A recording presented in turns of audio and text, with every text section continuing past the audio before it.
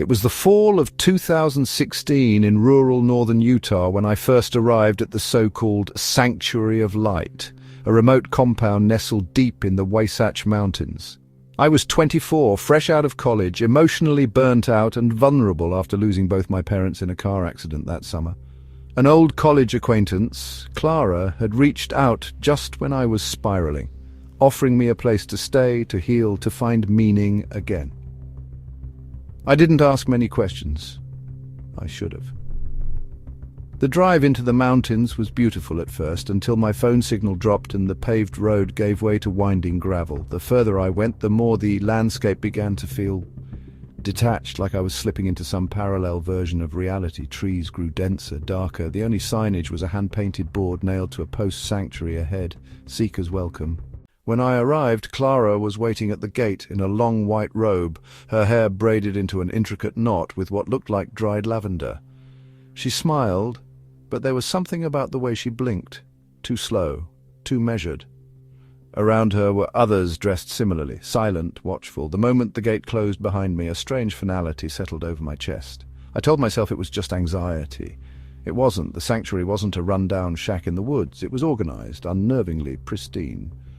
There were cabins arranged in a half-circle around a central stone tower, which they called the Pulse. Nobody explained what that meant. My phone and wallet were taken for safekeeping. I was assigned to a cabin and told that the first few days would be silent cleansing. No talking, no questions, just meditation, fasting, and reflection.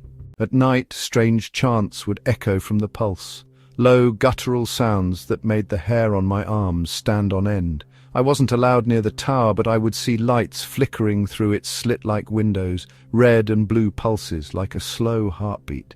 I told myself it was just candles, maybe LED lights, but my dreams turned violent. I would see Clara standing over me, whispering things I couldn't understand, her eyes black pits. I'd wake up soaked in sweat, my cabin door always slightly ajar, though I locked it every night. After the silence period, I was invited to my first gathering. We met in a hollow chamber beneath the Pulse. There were no chairs, just a circle of mats. At the center was a stone basin filled with some kind of thick black liquid that seemed to move on its own. The leader, a man they called Father Grange, was impossibly tall and thin, his face gaunt, his skin pale like wax. He welcomed me with arms outstretched and said, "Tonight, you will drink from the memory and be free, Father Grange. Tonight, you will drink from the memory and be free." I tried to back out, but two members gently guided me to my knees. Clara handed me a carved wooden cup filled with the black liquid. It smelled like burning leaves and something metallic. I didn't drink, I couldn't. And that's when everything shifted. Father Grange's tone turned cold. "Father Grange, to deny the memory is to remain in darkness." The others began chanting, louder this time, their eyes all locked on me. I dropped the cup. It shattered against the stone and silence fell like a hammer. Grange stared at me for a long time before nodding once. "Father Grange, very well. We'll try again tomorrow." That night I tried to leave. I had memorized the way out, or so I thought. But the woods had changed. Paths that were once clear were overgrown. The gate was nowhere to be found. And behind me, always just a few steps behind, I heard whispers, not from any single direction, everywhere. The air itself seemed to breathe. Eventually I tripped and hit my head on a rock. When I came to, it was morning, and Clara was sitting beside me, smiling softly, holding the same wooden cup. "Clara, you just needed to rest." The next few days blurred together. I played along, pretended I had changed my mind. I smiled, nodded, joined the chants, but I watched, I listened. And what I discovered was worse than I had imagined. The sanctuary didn't just worship a spirit or a philosophy. They believed that within the Pulse something ancient and non-human lived, something they called the voice beneath. They believed it fed on memories, that the black liquid was a mixture of sacred herbs and human essence. There was an old woman in the group, Mara, who barely spoke, always trembling. One night I found her sitting by the trees crying. I asked her how long she had been here. "Mara, I don't know. I can't remember anything before the cup." That was it. I had to get out. I waited until a storm hit the area. Power went out and the chants inside the Pulse grew louder. I took my chance, using the noise and darkness as cover. This time I ran downhill instead of following the path. For hours I crashed through brush, scraped my arms and legs raw until I hit pavement. A trucker found me wandering barefoot on a county road at dawn, delirious, covered in scratches, begging for help. I was taken to a hospital. When I told the police everything, they investigated, but claimed to find nothing. No sign of a settlement, no Clara, no Father Grange, no pulse. And yet, a few months ago, I received an unmarked envelope in the mail. Inside was a photograph, blurry, black and white, of me kneeling in the pulse, a cup raised to my lips, eyes closed. I never drank, at least I don't remember drinking. And sometimes, when everything is quiet at night, I hear it again, that low, pulsing chant, like something calling me back.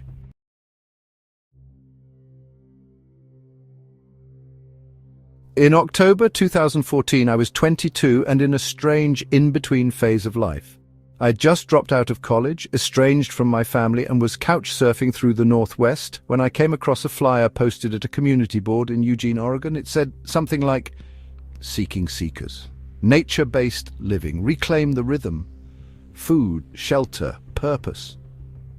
I was cold, broke, and emotionally worn thin. A place that promised warmth and belonging didn't sound like a trap. It sounded like salvation. I called the number and a soft-spoken woman named Miriam answered. She invited me to visit the community that same weekend. She said they were located on Widow's Ridge, a wooded expanse outside a small town I'd never heard of. She even offered to send someone to pick me up. That someone turned out to be a man named Caleb, who drove a battered pickup with no license plate and barely spoke the entire 2-hour ride. Still, I ignored every red flag. I needed to believe this was a new start. The compound was a cluster of log buildings, buried deep in pine forest. No internet, no cell signal. A generator powered the lights for only a few hours in the evening. There were about 30 people, all dressed simply, who welcomed me like I was a long-lost sibling. They called themselves The Fold. I was told that I didn't need to do anything at first, just observe, adjust, and feel. I was given clean clothes, a place to sleep in a communal cabin, and meals cooked by people who smiled like they'd just discovered the secret to life itself. For the first few days, it actually felt peaceful. There were morning meditations, shared chores, and quiet conversations by firelight. I didn't realize until the end of the first week that no one ever used last names, or that everyone referred to the leader, an older man named Eli, as Father. He wasn't always around, but when he did appear, it was like gravity shifted. Everyone stood straighter, quieter. The reverence in their eyes wasn't admiration, it was something closer to fear. I was assigned to the greenhouse with a girl named Lida. She was only 19, but had lived there for 3 years. One afternoon, while we were planting kale, I joked that it felt like a cult. She didn't laugh. "Lida, don't ever say that. The trees can hear. It stopped being peaceful after that." That night, someone knocked on the window of my cabin. When I looked, no one was there. But on the sill was a small carving, a wooden eye with a slit pupil. I tried to ask Lida about it the next day, but she avoided me. So did everyone else. When I asked to leave, Miriam told me I wasn't ready. When I insisted, Caleb appeared behind her and simply said, "The gate stays closed till you're called. Caleb, the gate stays closed till you're called." I realized then that I had no idea where we were. No cell service, no address, no roads in sight. The gate they referred to was a heavy iron structure, chained and locked at the only visible path out. I had handed my independence over willingly, and now it was being weaponized. That night, I didn't sleep. I heard movement outside, constant pacing. Once, someone whispered my name from just beyond the wall. I huddled in the dark, listening to wind that didn't sound like wind. When dawn broke, I was determined to find a way out.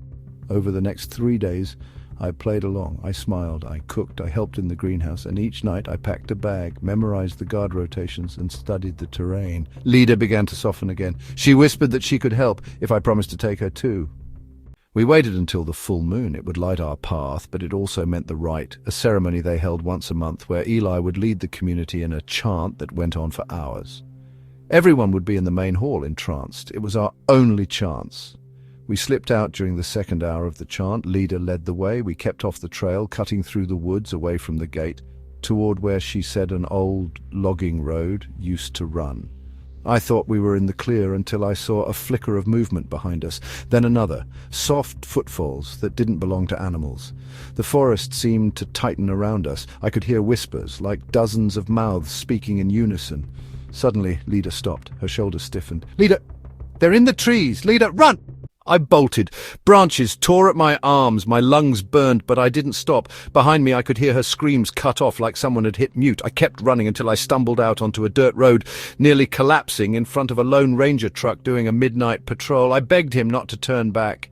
He drove me straight to the nearest police station, and to this day, I don't know if they ever found the compound. I gave them everything I remembered. Names, faces, directions. They sent officers, they searched the area, but apparently there was nothing there. No cabins, no greenhouse, not even the iron gate. It's been years and I still don't know what was real. But sometimes when I sleep, I see trees with eyes watching me, and I wonder if the fold is still out there, waiting, or if I never really escaped at all.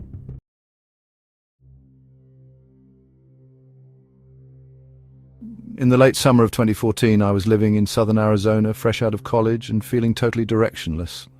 My parents had just divorced. I'd broken up with someone I thought I'd marry, and I needed a break from everything. That's when I met Sam at a meditation retreat just outside Tucson. She was charismatic, calm, and oddly magnetic. She talked about this community in the desert where people lived free of stress technology and the weight of modern life. It sounded like paradise, and in that headspace, it was exactly what I wanted to hear. A few weeks later, I packed my life into a backpack and drove out to the coordinates she gave me. It wasn't on GPS, but she had sent me turn-by-turn directions through email. The further I drove, the fewer road signs I saw. It was just open desert scrub and sun-scorched rocks. Eventually, I reached a makeshift gate made from rusted fencing and a big wooden sign that read, "The circle is eternal." There was no cell signal. But Sam greeted me at the entrance like she'd been waiting all day. "Sam, you're finally home." She smiled, hugged me, and whispered, "You're finally home." The compound was minimalist. No phones, no power except solar, and no clocks. Everyone dressed in the same tan robes and ate together under a canvas tent at sunset. No one talked during meals. I was assigned to a small tent and told the silence of dusk was sacred. The leader, a man called Elias, only appeared at night. He didn't speak often, but when he did, people bowed their heads and listened like it was scripture. His voice had this slow, hypnotic quality, and he spoke about transcending the physical self, about burning the distractions of the world and walking the path of flame to be reborn. On my 5th night there, I woke up just before dawn to soft chanting. I followed the sound to a small stone circle at the far end of the compound. A group of about 20 people were kneeling, eyes closed, surrounding Elias. He was holding a shallow bowl filled with what looked like blood and drawing symbols on the sand. I stepped back quietly, but something inside me began twisting. The next morning I asked Sam about it. She laughed and said I must have been dreaming. But that night I was told I'd been invited to my first firewalk. It was a rite of passage for all new members. No one told me what it meant. At sunset we walked single file deep into the desert, to a pit that had been dug into the ground. There were markings all around the edges, some symbols I recognized from ancient texts, others I'd never seen. In the center was a tall wooden effigy. Elias stood beside it. He called me forward. I hesitated, but someone behind me nudged me hard. I stepped into the circle and Elias placed a hand on my forehead. "Elias, tonight the fire will cleanse you."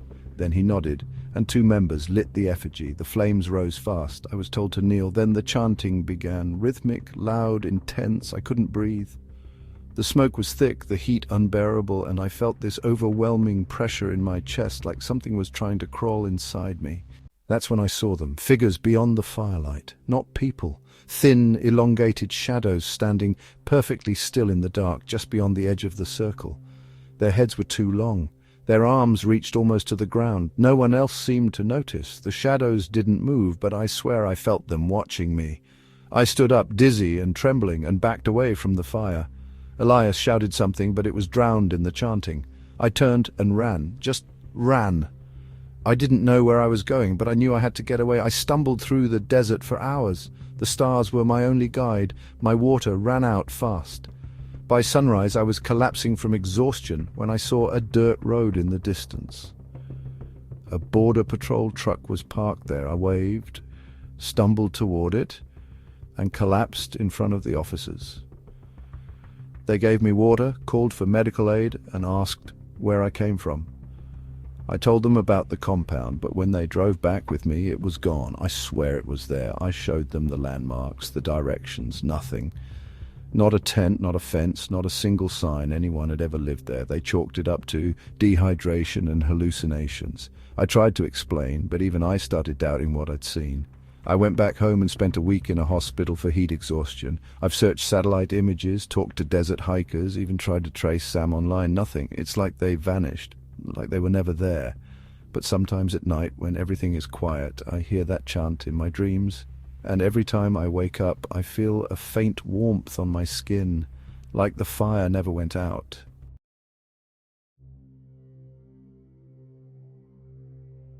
Thank you for diving deep into these disturbing true cultiscape stories. If these tales gave you chills or made you think twice about the hidden truths around us, don't forget to like, share, and subscribe for more real horror. And hit the bell icon so you never miss the next unsettling chapter.